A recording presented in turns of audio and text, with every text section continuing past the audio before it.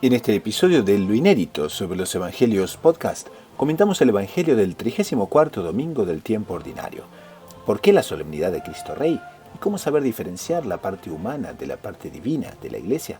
En la sección Espiritualidad, sepa qué es la envidia y cómo combatirla. En la sección Preguntas y Respuestas, ¿cómo puedo ayudar a las personas para que se acerquen nuevamente a la Iglesia? Todo eso y mucho más en este nuevo episodio de Lo Inédito sobre los Evangelios Podcast.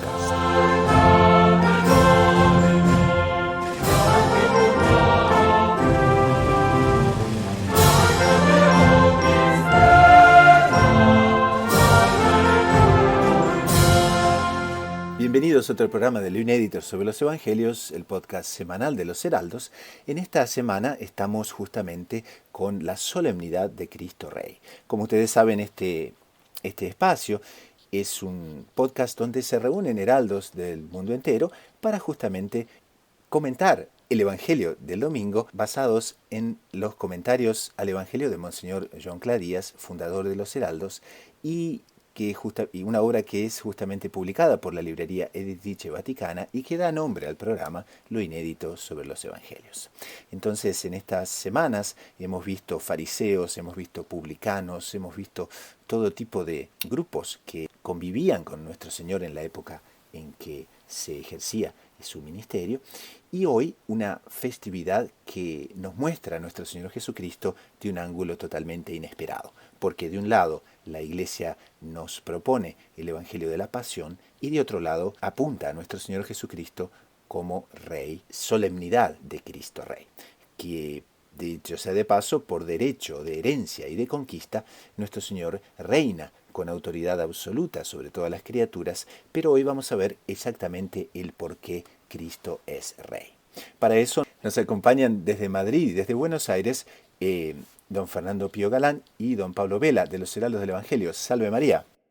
Salve María, hermano Gustavo. Como ustedes saben, el hermano Fernando Pío Galán de los Heraldos es doctor en Teología Espiritual por la Pontificia Universidad Santo Tomás de Aquino de Roma, es misionero en España y en Italia, y nos acompaña hoy en el programa. Y también desde Buenos Aires, como les decía, está don Pablo Vela, también el hermano Pablo Vela de los Heraldos del Evangelio, quien es misionero en la Argentina. Entonces, como decimos, al oír el Evangelio de la Pasión, surge de inmediato cierta perplejidad en nuestro interior. ¿Por qué será que la liturgia habrá elegido un texto tan plagado de humillación, de blasfemia y de dolor para celebrar una fiesta tan grandiosa como la de Cristo Rey? Vayamos al Evangelio, y el Evangelio es el correspondiente al domingo 24 de noviembre del 2019, es el 34º domingo del tiempo ordinario, el último de este ciclo litúrgico C, y es el Evangelio según San Lucas, capítulo 23, versículos 35 al 43. Y nos dice: en aquel tiempo las autoridades hacían muecas a Jesús diciendo: a otros ha salvado, que se salve a sí mismo, si él es el Mesías de Dios, el elegido. Se burlaban de él también los soldados, ofreciéndole vinagre y diciendo: si eres tú el rey de los judíos, sálvate a ti mismo. Había encima un letrero en escritura griega, latina y hebrea: este es el rey de los judíos. Uno de los malhechores crucificados lo insultaba, diciendo: ¿no eres tú el Mesías? Sálvate a ti mismo y a nosotros.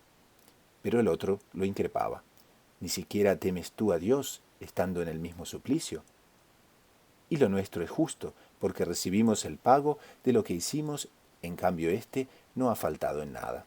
Y decía: Jesús, acuérdate de mí cuando llegues a tu reino. Jesús le respondió: te lo aseguro, hoy estarás conmigo en el paraíso. Entonces, ubiquemos la audiencia un poquitito, sobre todo en estos tiempos de en esta era de presidentes, en esta era de tanta corrupción, en esta era de gobernantes que realmente dejan tanto que desear. Tenemos la persona divina de nuestro Señor como Cristo Rey. Entonces, ¿qué les parece? ¿Cómo vemos este reinado de nuestro Señor Jesucristo que la Iglesia nos propone en esta solemnidad? Bueno, yo creo que tenemos que vincular de una manera muy clara, como de costumbre, cuando estamos tratando la Sagrada Escritura, lo que era la consideración del rey para los judíos. Es una cosa muy importante porque tenían vinculado el rey por excelencia de los judíos, que es David, lo tenían vinculado a ser el personaje preeminente dentro de la historia del pueblo de Israel. En cierto sentido, era más importante que los propios profetas. Lo tenían vinculado de esa manera. De hecho, cuando nuestro Señor entra en Jerusalén, es aclamado como el Hijo de David. Entonces, cuando le pregunta Poncio Pilato, ¿pero tú eres rey? Le dice nuestro Señor, tú lo dices, yo soy rey. O sea, tenemos una declaración muy clara de esta, de esta identidad real de parte de Jesucristo, que está muy vinculada o sea, a la historia propiamente, a la característica de ser del pueblo de Israel. El pueblo de Israel tenía esta vinculación con Dios por medio de su rey. Ahora bien, es un reinado que, si bien lo dice por el propio nuestro Señor, yo tengo la potestad, tú, Poncio Pilato, estás ahí porque mi Padre te ha dejado. Yo tengo un ejército que me podría librar. Él deja claro esta capacidad. En el huerto de los olivos, su propia voz es capaz de echar por tierra a los soldados que lo van a detener. Nos encontramos con una capacidad efectiva de utilizar su majestad, pero una voluntad de no hacerlo. Parece que es muy importante para entender todo el contexto litúrgico que nos encontramos. En ese punto es muy interesante ver cómo ahí nuestro Señor, si pasamos también a un punto como más así espiritual, como aplicando un poquito también esto que decía don Fernando, porque como nuestro Señor quiso traer un reinado distinto del reinado que estamos acostumbrados, ¿no? Que el pueblo judío tenía en ese momento, ¿no? Porque como él decía bien, tenía la capacidad de utilizar todo su poder, más no quiso usarlo para demostrarnos a nosotros cuál es el estilo de gobierno que él traía al mundo, ¿no? Cómo él venía a cambiar el mundo, incluyendo la forma en la cual los gobernantes debían dirigir a aquellos que estaban llamados a seguirles, ¿no? O que habían sido puestos por Dios bajo su tutela para cumplir una misión, un llamado, etcétera, ¿no? Y cómo nuestro Señor Jesucristo viene a dar una nueva fisionomía de eso, sin querer que deje de existir la jerarquía y todo aquello que eso representa en la creación de Dios. Él venía a hacer que esa jerarquía tuviese una manifestación que hasta en ese momento el mundo no conocía, ¿no? Porque nuestro Señor va a decir en algún otro pasaje del Evangelio que estamos acostumbrados a que los reyes, los emperadores, los gobernantes oprimen, ¿no? Y nuestro Señor dirá, si tú quieres ser el primero, sé el último, ¿no? Y nos dará en distintos pasajes del Evangelio ejemplo de eso, siendo muy significativo el lavado de los pies en la última cena. Y por eso psicológicamente nos puede chocar este pasaje del Evangelio, pero si nosotros con la gracia del Espíritu Santo sabemos penetrar dentro de él, vamos a saber ver la belleza de la realeza de Jesús, que se va a dar por medio del dolor, del sufrimiento, de la compasión y del verdadero amor al prójimo, donándose a sí mismo. Aquí Monseñor John Cla en sus comentarios nos da realmente, nos hace una catequesis lindísima sobre por qué Cristo es Rey. Y él nos enumera las razones que de aquí a poquito vamos a desarrollar con nuestros panelistas, ¿no? Pero él dice que nuestro Señor Jesucristo es Rey por derecho de herencia, es Rey por ser hombre Dios, es Rey por derecho de conquista, es Rey por aclamación, y es Rey del interior de los hombres y de todas las exterioridades. Entonces, para beneficio de la audiencia, que se va a alegrar muchísimo porque tratemos de este tema, vamos a comenzar a desarrollar entonces cada una. Rey por derecho de herencia, ¿cómo sería eso? Perfectamente. Bueno, herencia no nos podemos olvidar. Su Padre, el que está en los cielos, es Dios, Dios creador. Y en cuanto a creador, soberano. El Antiguo Testamento está plagado de referencias en el sentido que Dios creador no abandona su creación. No abandona su creación, la gobierna, está atenta, efectivamente hace el papel de rey. De hecho, en la teología, en la concepción cristiana, el rey es un espejo, es un reflejo, bien que no idéntico, por supuesto, que tiene que tener la actitud que tiene Dios Padre con sus criaturas. Así tiene que tener el rey con sus súbditos. Por lo tanto, Cristo, verdadero Hijo de Dios Padre, por lo tanto, es también heredero, por lo tanto, tiene también esa característica de reinado en cuanto Hijo de Rey. Después tenemos rey por ser hombre Dios. Ahí es interesante porque nosotros vemos también que nuestro Señor, si nosotros nos remontamos al linaje de David, por eso cuántas veces no le dijeron, ¿no? Por el hijo de David, nuestro Señor trae en su sangre la sangre real. O sea, nuestro Señor, por todos, si vamos en su árbol genealógico, vamos a ver que desde el momento en que fueron instituidos los reyes en el Antiguo Testamento, toda la ascendencia de nuestro Señor Jesucristo llega hasta el momento en el cual, por medio de Nuestra Señora, que es quien lo concibe, pero desde el punto de vista incluso legal, como San José, siendo padre legal de nuestro Señor Jesucristo, también en él encajan, tanto de un lado como el otro, el trono de David, ser heredero del trono de David. Entonces, por herencia divina y por herencia humana, nuestro Señor Jesucristo debía de haber sido por derecho proclamado rey. La siguiente característica que Monseñor Joncla nos comenta aquí es rey por derecho de conquista. Esto es muy interesante. Por aquí nos estamos basando en el comentario de San Pablo. San Pablo dice que cuando adquirimos un objeto a costa de nuestro dinero, ese objeto nos pertenece por derecho. Entonces, esto es el gobierno sobre los hombres, o sea, el efectivo dominio por los hombres lo ha conseguido nuestro Señor porque nos rescató. Por medio del pecado somos esclavos del demonio. Nuestro Señor Jesucristo nos ha rescatado. Una vez rescatados, pasemos a pertenecerlo. Y además, como subraya San Pablo, no nos rescató con una suma de dinero, ni siquiera nos rescató a base de esfuerzo, y el esfuerzo supremo que es entregar la propia vida. Por lo tanto, cuanto rescatados y a gran precio y a caro precio, tenemos esta sumisión que es propia la del reinado de Cristo hacia él. Él es rey por aclamación. ¿Por qué? Porque ya antes de que el agua purificadora del bautismo se derramara sobre nuestra cabeza, nosotros también lo hemos elegido a Él por boca de nuestros padrinos, para que Él sea el regente de nuestros corazones, de nuestras vidas, de nuestras almas. Y ya en la confirmación y en cada Pascua, nosotros renovamos de viva voz esta elección. Pero nosotros vamos a encontrar también eso en el Evangelio. El domingo de Ramos, nuestro Señor va a ser aclamado rey. En otras ocasiones donde lo quisieron aclamar como rey, Él se escabulló. Entonces ya como que conquistado por herencia, todo, pero el mismo pueblo se daba cuenta de que nuestro Señor era alguien fuera de lo común y quería aclamarlo como rey. O sea, Él ya se había también ganado los corazones de las personas. Y aparte, eso a través de la Santa Madre Iglesia, nosotros lo vamos viviendo por medio de nuestra vida sacramental, donde nosotros debemos aclamar con fe, con amor y con devoción esa realeza de Cristo en nuestras vidas. Y hay una última característica que Monseñor Joncla nos comenta aquí, y es lindísima. Él dice: no hubo ni habrá jamás un solo monarca dotado con la capacidad de gobernar el interior de los hombres, además de saber conducirlos en la armonía de sus relaciones sociales, sus empresas, etc. Entonces aquí él va a comentar esa realeza de Cristo, que es rey del interior de los hombres, pero también de todas las exterioridades. ¿Cómo lo ven eso? Es impresionante, también es muy bonito ver ese punto, ¿no?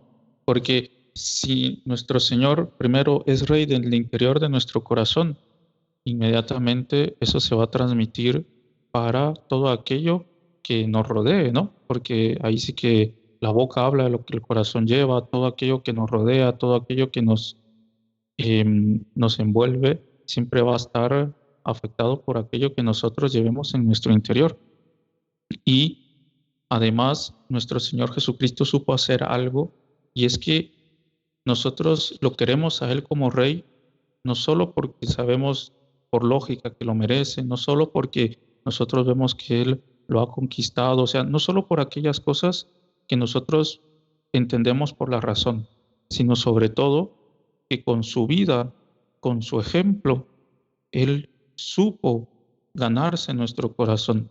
Él supo conquistar nuestro corazón, no solo hablando, sino sobre todo siendo aquello que sería obviamente la integridad en la vida, porque más íntegro que nuestro Señor Jesucristo no va a haber nadie, pero ese es el hombre Dios, es Dios hecho hombre. Pero sobre todo con esos gestos, con esas bondades y con ese actuar también de Él en nuestras vidas, Él hace que nuestra voluntad le diga la razón.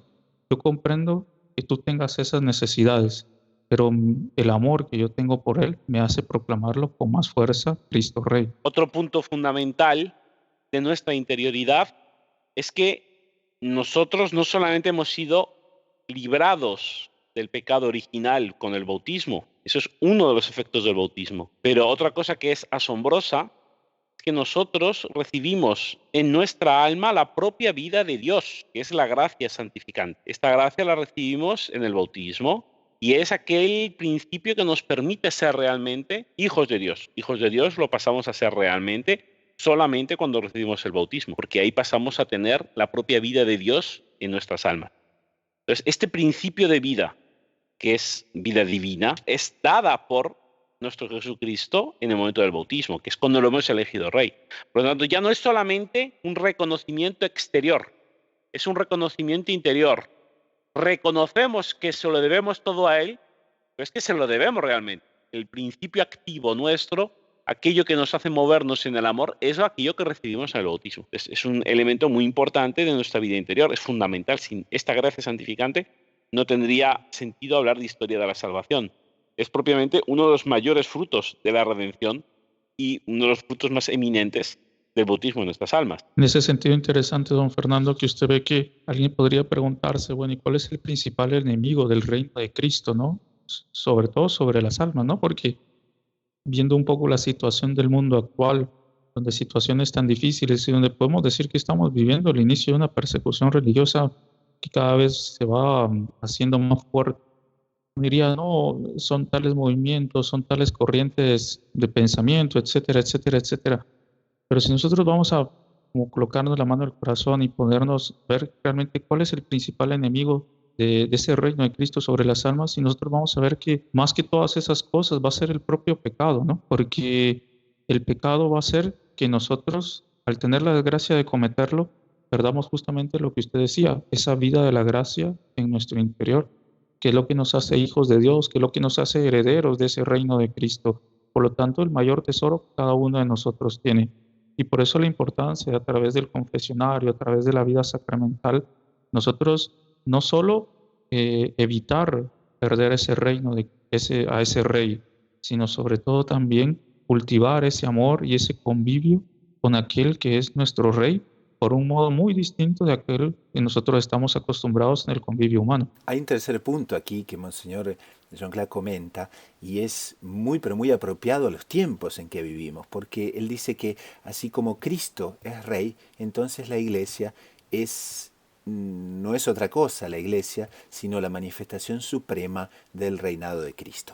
Y ciertamente muchos oyentes tendrán a veces cierta dificultad, sobre todo en estos tiempos de escándalos, de problemas, de cuestiones muy polémicas también dentro de la iglesia, tendrá una cierta dificultad de poner en perspectiva la parte divina y la parte humana que la iglesia tiene. Entonces nos gustaría abordar en este momento lo que sería la parte divina, lo que sería la parte humana y cómo es entonces que se manifiesta el reinado de Cristo en la iglesia que es santa e inmaculada. Como siempre en este tema hay que diferenciar muy claro lo que es las faltas de los miembros de la iglesia de lo que es la santidad de la iglesia. Porque la iglesia es constituida santa por su propia naturaleza. La iglesia es el cuerpo místico de Cristo. Entonces, en cuanto a esta característica, ya no puede tener mancha alguna ni pecado alguno, en cuanto Cristo es justamente el que derrotó al pecado y la muerte.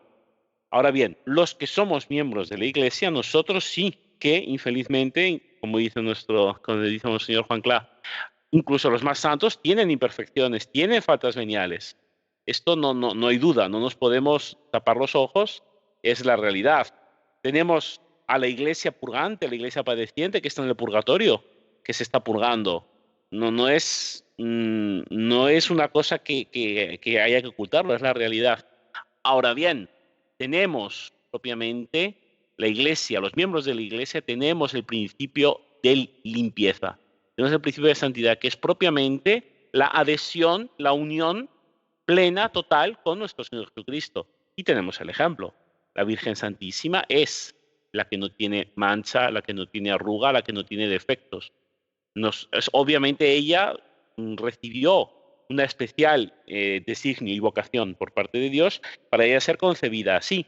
Ahora bien, nosotros podemos llegar a ser también irreprensibles, sin arrugas, sin mancha, porque también estamos nosotros bajo el influjo de la gracia de Cristo, que reine efectivamente en nuestras almas. En esa medida podremos ser aquella santidad, aquella iglesia a la cual estamos llamados a ser.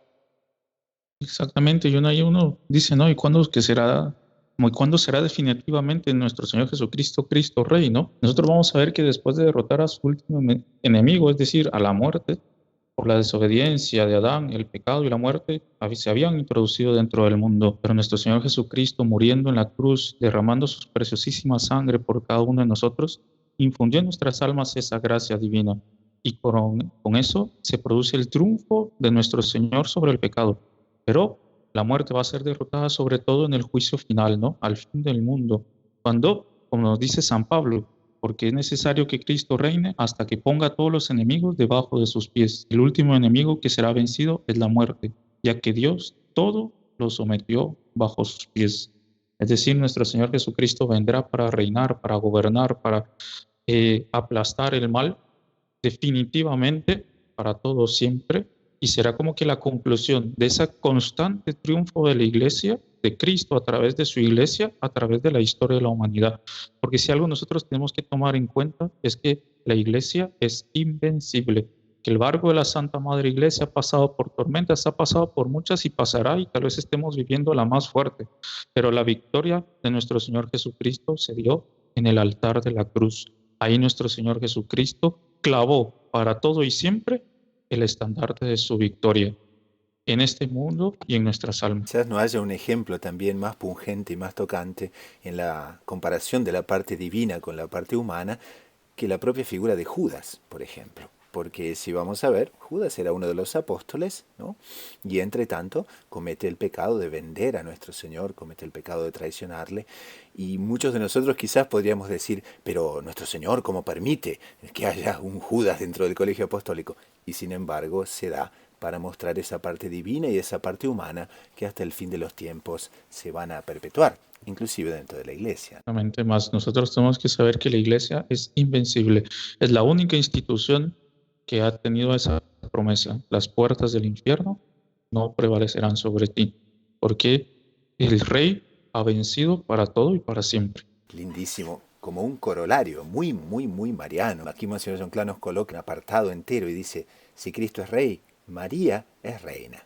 Entonces, ¿cómo es que Nuestra Señora es reina? Qué cosa tan fabulosa, la figura de la Madre de Dios. Bueno, pues María es reina por su triple relación con Dios, porque siendo respecto de Dios Padre, María es su hija y su hija predilecta, porque no hubo criatura humana que recibiera más beneficios y más cariño, más amor por parte de Dios que María. Por lo tanto, ya es hija de rey. En cuanto de Dios Hijo, ella es la madre, fue ella quien lo concibió, fue ella que le dio a luz. Es verdaderamente madre de Cristo, es verdaderamente madre de Dios. Por lo tanto, nuevamente reina en cuanto madre del rey. Y reina por matrimonio, porque ella es verdadera esposa del Santísimo Espíritu Santo. Por lo tanto, ella tiene el triple grado de regalidad propio a su triple condición respecto a la Santísima Trinidad. En ese punto es interesante ver un poco aplicando el mensaje de Fátima. No sé, don Fernando, don Gustavo, si tuvieron la oportunidad de escuchar una partecita de una pequeña homilía que hizo el padre Fujiyama, también de los Heraldes, ahí para un encuentro de padres y alumnos, donde él habla de eso, ¿no? Él dice, ¿cómo es que hay que ver el mensaje de Fátima? Porque ustedes vieron que a veces hoy por hoy, no sé, como que se presta mucha atención que si se dijo esto, si se dijo aquello, si no se dijo, y va y viene, y como que quedarse en esas minucias. Si faltó alguna cosa. Claro, exactamente. Más él dice, lo más importante del mensaje de Fátima que es que la Virgen nos prometió la victoria. Ella lo dijo bien claro, si no nos acercábamos a ella, si nos alejábamos de su divino Hijo, el mundo iba a entrar en un caos. Ese caos lo estamos viviendo y es consecuencia de no escuchar la voz de aquella reina que también es nuestra madre. Mas sobre todo nos dijo, no os preocupéis, por fin mi inmaculado corazón triunfará. Y ahí nos reafirmó la promesa de nuestro Señor Jesucristo. Las puertas del infierno no prevalecerán sobre ella, y el reinado de Cristo se dará por medio del reinado de María. Y en una pequeña curso que estamos haciendo aquí en Argentina con algunas familias de Mariología, uno de los participantes decía una metáfora muy linda. Nosotros podemos decirlo así, que como que Dios Padre ya tuvo la oportunidad de agasajar a su hija, colocando en María Santísima todo aquello que una criatura humana puede colocar, todo aquello que un padre puede dar de amor a su hija. Dios Padre lo tuvo en Nuestra Señora. Dios Hijo tuvo la oportunidad de devotar un amor enorme a aquella que es su madre, estando nuestro Señor Jesucristo aquí en la tierra y ahora conviviendo con el cielo. Más en la historia hace falta, digámoslo así, que el Espíritu Santo, que el Divino Esposo, tenga la oportunidad de honrar a su esposa. ¿Qué es lo que el Espíritu Santo no va a hacer para poder demostrar de amor a aquella que es su esposa? Ahí podríamos nosotros decir que la realeza de Cristo se manifestará con todo su esplendor y toda su gloria por medio de la realeza de María, que será el reino de María tan profetizado a través de la historia por los santos. Aquel reino donde Dios, por libre y espontánea voluntad y de la forma más perfecta, dejará que el Espíritu Santo inflame el corazón de su reina, ella inflame el corazón de sus hijos y ellos hagan que en la sociedad se vea plasmado todos aquellos tesoros que ellos quisieron colocar en aquella que es la reina del universo. Entonces, para dar un punto final a esta primera parte del programa, podríamos hacer nuestras las palabras que Monseñor John Clark coloca en su conclusión. Y él dice, ahora sí, entonces, estamos preparados para entender y amar a fondo el significado del Evangelio de hoy. Y también nosotros podríamos decir que no podríamos terminar este Evangelio sin dar también un pequeño espacio final, pero muy importante, a la figura del buen ladrón. Porque Monseñor John Clark dice que quien sí discernió en su substancia misma la realeza de Cristo fue el buen ladrón, al dejarse llevar por la gracia. Venciendo el respeto humano, venciendo el temor, él fue capaz de desplegar muy alto la bandera de Cristo Rey para suplicar, Jesús, acuérdate de mí cuando llegues a tu reino. Entonces, siguiendo los pasos de la conversión final del buen ladrón, podremos también nosotros esperar con confianza y escuchar un día la voz de Cristo Rey diciéndonos también, te lo aseguro, hoy estarás conmigo en el paraíso. Entonces, hagamos la figura de Cristo Rey, el reinado efectivo de Cristo, no solo en el mundo, sino sobre todo en nuestras almas. Pasamos a una pausa musical con el coro de los heraldos del Evangelio y enseguida retornamos con la segunda parte del programa, que es la sección espiritualidad, y hoy está dedicada a un tema muy candente, que es el tema de la envidia. Enseguida volvemos. O gloriosa Domina, excelsa supersidera, qui te creavit provide lactastis sacro ubere, quod evatristis assulvit urbedis al vocemine,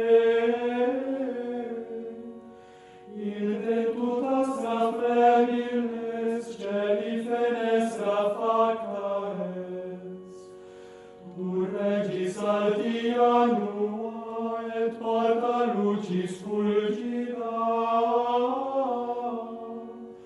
vitam datam per virginem gentes redempte plaudite, gloria tibi Domine, qui natus es de Virgine, cum Patre Sancto Spiritu, in sempiterna saecula. Amen.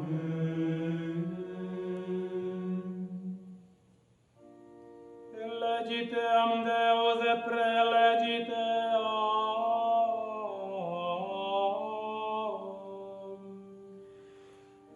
habitaream facit in tabernaculo suo.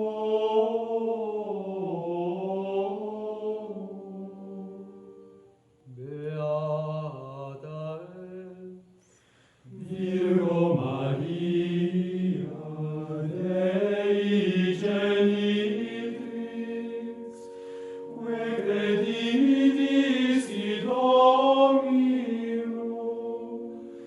perfecta sunt in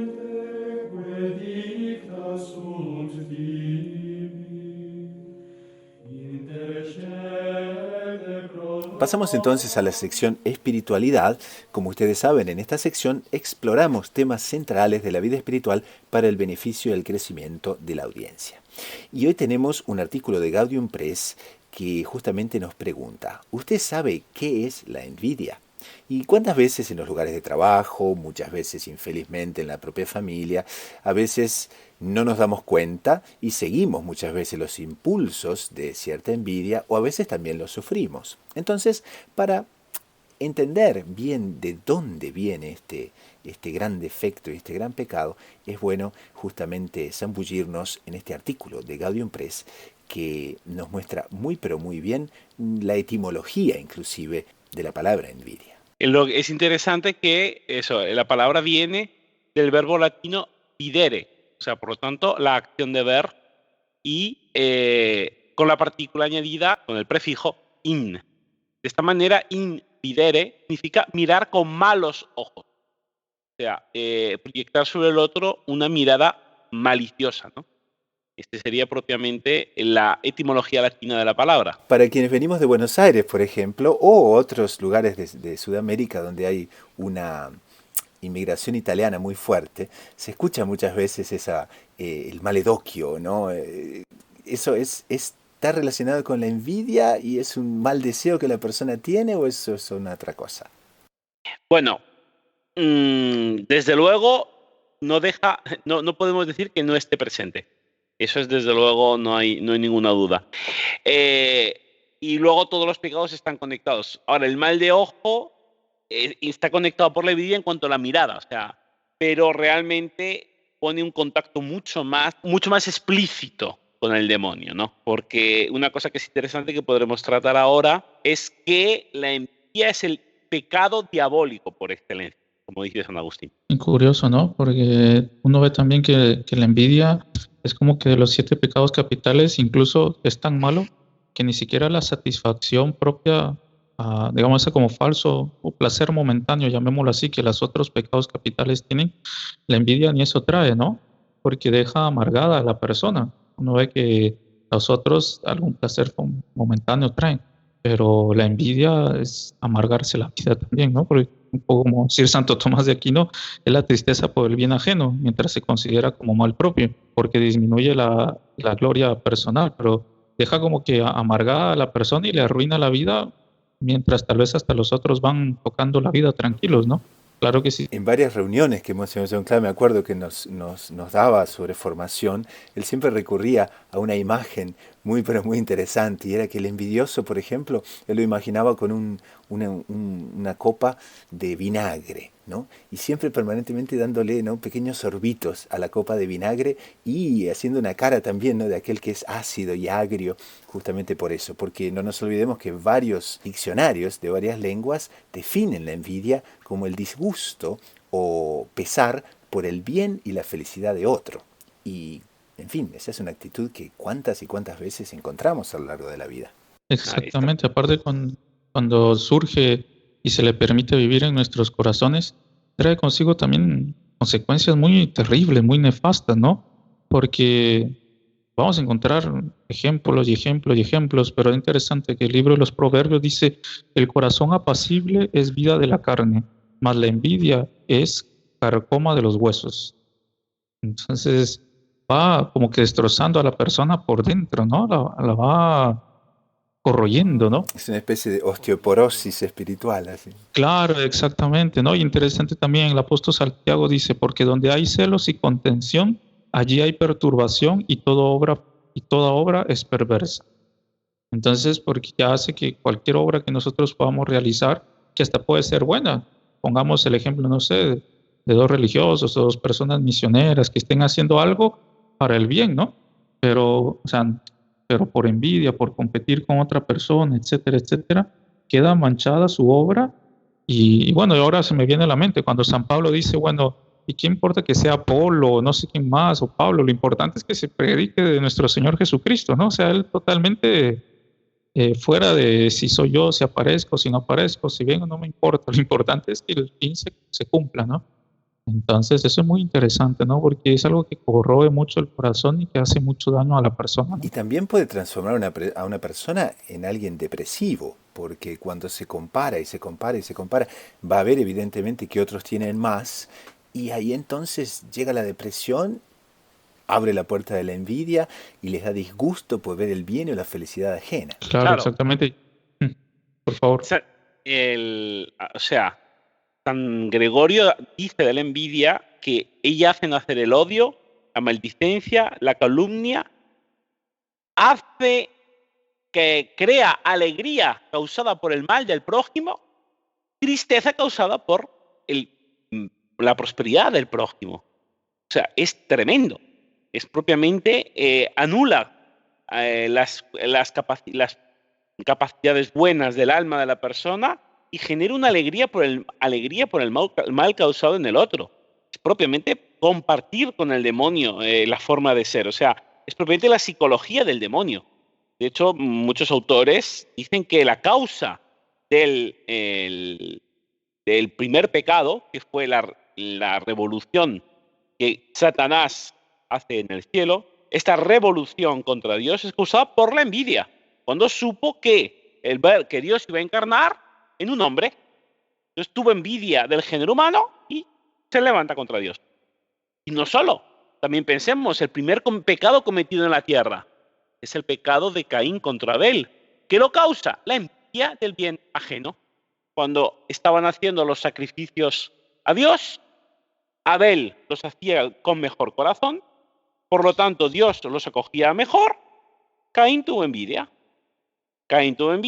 y se encontraba abatido. Es muy interesante, en el Génesis Yahvé le habla y le dice: ¿por qué te enojas si vas con la cabeza agachada?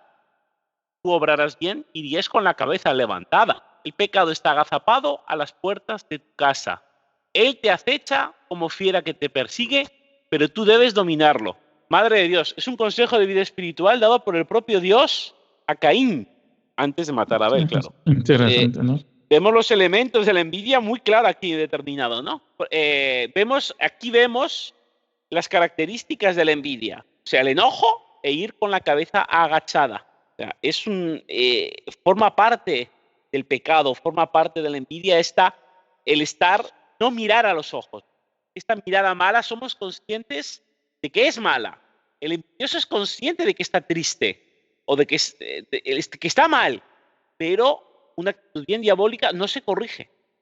Es tremendo. Realmente tenemos que quitar la envidia como lo que es, el auténtico cáncer para el alma. Usted ve también que empieza con cosas pequeñas, ¿no? Porque uno puede empezar diciendo, no es justo, ¿quién se cree que es? ¿Por qué yo no recibo tal reconocimiento? Y él sí, porque son siempre ellos los que reciben la bendición, etcétera, ¿no? Y con cosas así tan simples que van causando esa perturbación en nuestro corazón, nuestros sentimientos y razonamientos van como que reaccionando y van dejándose tomar por ello, ¿no? Y es bonito ver un poquito lo que San Pablo testifica, ¿no? Porque él dice en su carta a los Gálatas, ¿no? Con Cristo estoy juntamente crucificado y ya no vivo yo, más es Cristo que vive en mí.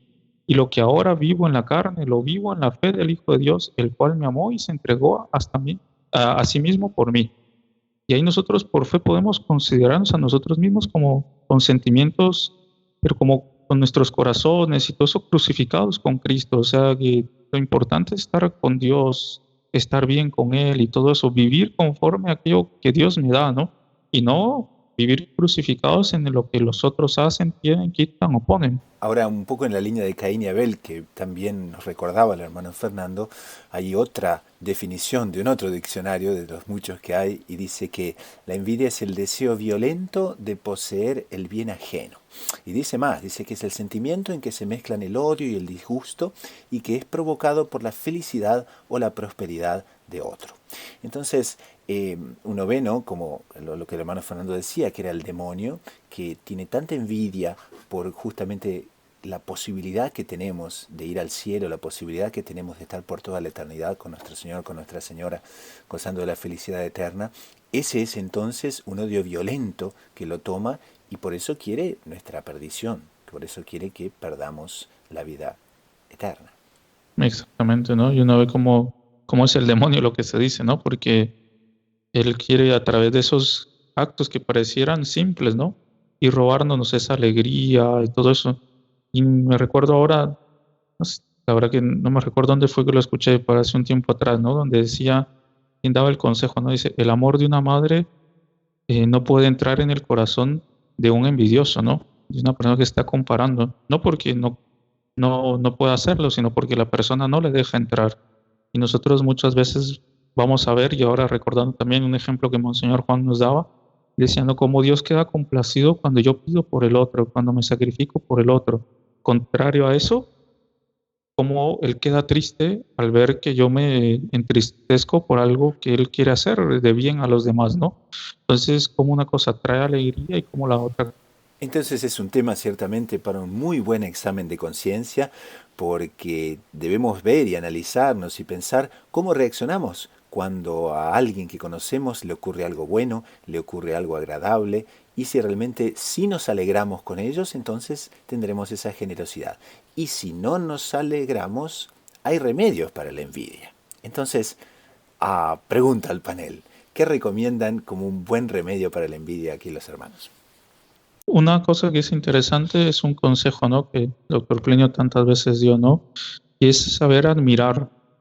Primero, en nuestro día a día, nosotros si tenemos como que la costumbre, por ejemplo, de admirar las cosas que hay en la creación, luego pasamos a admirar aquello que en nosotros hay y nosotros agradecerlo, ¿no? El doctor Plinio siempre dijo, ¿no? Yo convivo con los otros siempre viendo cuáles son los puntos donde ellos son mejores que yo. Y admiro eso, y amo eso, y pido que en ellos eso se intensifique. O sea, siempre teniéndose como que como siendo el último, ¿no? Y admirando esos dones hace que la envidia no pueda entrar en el corazón. Exactamente, es importantísima la admiración, pero también una cosa que está conectada, pero que no podemos dejar de olvidar, es el agradecimiento. Cuando nosotros recibimos algo de alguien, algún bien, tenemos una obligación de agradecer a ese alguien. Muchas veces es una virtud que pasa desapercibida. Al fin y al cabo, no es imprescindible, digamos. Es siempre más cómodo no decir nada, pero es necesario. Porque como dice nuestro Señor Evangelio, quien es fiel en lo poco, es fiel en lo mucho. Si nosotros no somos capaces de agradecer al prójimo, a la persona que está a nuestro lado, por las cosas pequeñas, y blindamos nuestra alma al agradecimiento, lo que estamos haciendo es abrirla a otro sentimiento, que es el desagradecimiento. O sea, estamos en realidad proporcionando una entrada para la propia envidia. Y no nos engañemos, aunque nos pueda parecer de locos, se puede envidiar a Dios. Es perfectamente posible, porque el pecado es una completa locura. Y una forma de iniciar esta envidia hacia Dios es sencilla y simplemente no agradecer al prójimo los pequeños actos cotidianos. Cuando nosotros no agradecemos al prójimo los pequeños actos cotidianos, acabaremos no agradeciendo a nuestro Padre el pan nuestro cotidiano que le pedimos y que efectivamente nos da cada día. Muy bien, entonces, con estas afirmaciones tan luminosas y tan bonitas sobre la admiración como el antídoto y el agradecimiento como el antídoto también de la envidia, que ciertamente cuanta más admiración tengamos y cuanto más agradecimiento tengamos, también vamos a crecer, porque el hecho de admirar y el hecho de agradecer como que hace que las virtudes ajenas también se incorporen a las nuestras. Entonces, nada mejor para aconsejar a nuestra audiencia que la admiración y que la alegría del verdadero agradecimiento. Entonces, pasamos ahora a la sección preguntas y respuestas. Hoy es muy corta la sección, pero tiene un tema muy, pero muy lindo y muy, pero muy apropiado, sobre todo a la realidad en que vivimos. Nos llega una pregunta de un oyente que nos dice: en mis círculos sociales encuentro frialdad, hostilidad y prejuicios hacia las cosas de la fe. ¿Cómo podemos ayudar a esas personas a que se acerquen a la iglesia nuevamente? Bueno, sí, es verdad que hay objeciones a la atractividad de la iglesia para la sociedad actual, sobre todo para los jóvenes. Eso no es que sea un argumento, es una evidencia. Y de hecho, la experiencia muestra eso, que hay una gran falta de entendimiento de lo que realmente es la Iglesia, y ante esta ignorancia, ojo, no estoy diciendo falta de instrucción, sino realmente haber comprendido la naturaleza de la Iglesia, la persona queda indiferente o queda atea. Una cosa es ser indiferente a la religión, decir que, bueno, puede ser que Dios exista, para mí es una cosa que no me interesa, que creo que es la actitud más difundida. Otra cosa es la hostilidad. No, yo creo que no existe nada y si alguien cree que existe, le tengo que disuadir, ¿no? Esas son las dos, digamos, actitudes más normales que nos encontramos en relación a la Iglesia, aquellos que no creen, ¿no? Ahora bien, yo creo que ante estos casos, o sea, ya hemos dicho que no es una falta de entendimiento de los dogmas de la Iglesia, de las razones de la Iglesia. Yo creo que una vía válida de acercarse a estos que se han alejado de la Iglesia es mostrar, lo primero de todo, cómo la Iglesia Católica históricamente y actualmente es el principal actor de las obras de justicia. O sea, Interesante. de que realmente la Iglesia, cuando se le deja actuar, ha cambiado la sociedad y la ha cambiado para mejor. Solo hay que comparar a un nivel histórico las diferentes configuraciones de los pueblos e incluso a nivel actual, porque sí es cierto que hay muchas organizaciones que hablan, pero muchas veces se limitan a hablar. Es la Iglesia la que realmente hace. No solo estamos hablando de lugares de misión, tercer mundo, no. Estamos hablando en las sociedades industrializadas, en las sociedades secularizadas.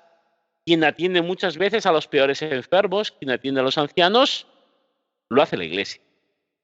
Entonces, esto es un punto que hay que marcar ante aquellos que, muestran esta hostilidad. Pero es que además hay que considerar que, bueno, sí, es cierto que la Iglesia hace cosas buenas, pero no hace falta creer en Dios para hacer cosas buenas. De hecho, hay un argumento que dice que los buenos siempre harán cosas buenas, pero es la religión los que hace hacer cosas malas a los buenos. Es una objeción que se escucha, pero que no se sostiene. ¿En qué sentido? Porque una cosa que nos muestra cualquier visión en el tiempo es que las obras humanas son evidentemente falibles. Las mejores empresas que tienen el mejor mercado y que han creado el mejor producto, ¿cuánto duran en el mercado? ¿Cuánto duran esas posiciones de preeminencia? La Iglesia Católica hace 2000 años que está en la situación en la que está, actúa en la sociedad en la que actúa, continúa allí. No pregunto qué otro reino, pregunto qué otra realidad se le puede comparar. Porque la Iglesia no resplandece solo por sus obras, sino por la luz que empuja esas obras, por esta belleza, la belleza propia de la fe. Luego, otro punto que hay que marcar, si nosotros queremos acercar a estos alejados de la fe, una cosa que no podemos hacer es ocultarles la fe. Tenemos que ser coherentes, tenemos que hablar lo que la Iglesia dice y manifestarlo de forma convencida. Yo he escuchado, me he encontrado en diferentes países católicos que dicen, bueno, la Iglesia dice eso, pero yo en realidad, vamos a ver, si tú estás queriendo hablar de la Iglesia, habla de la Iglesia. Lo que no puedes hacer es hablar de la Iglesia como cristiano al mismo tiempo que coges una distancia prudencial de esta misma Iglesia. Tenemos que ser realmente cristianos, no podemos ponerle velos. Lo dice nuestro Señor, la luz fue hecha para ser colocada a la vista pública y que ilumine, no para ser escondida. Entonces, si realmente queremos acercar a la gente a la Iglesia, tenemos que mostrar la verdad entera de la Iglesia y hacerlo en nuestros ámbitos de vida.